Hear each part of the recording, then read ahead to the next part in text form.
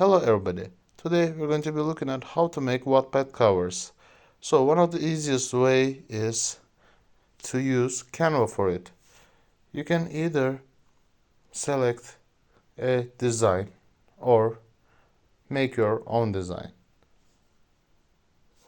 At the bottom left side of the page we have this design button. Tap on that and then you can search for covers like that, and you can upload them, or you can make your own cover by uploading your image. Here I'm going to choose that and fit it to my page.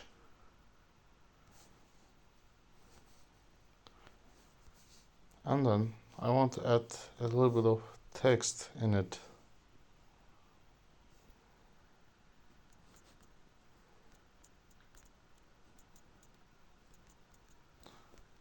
You can edit your text as you wish.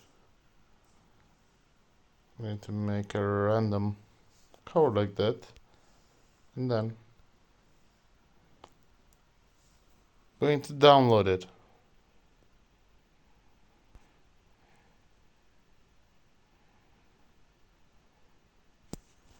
And then get back to your Wattpad and use your cover as you wish. Hope that I could help you. Thanks for watching. Take care.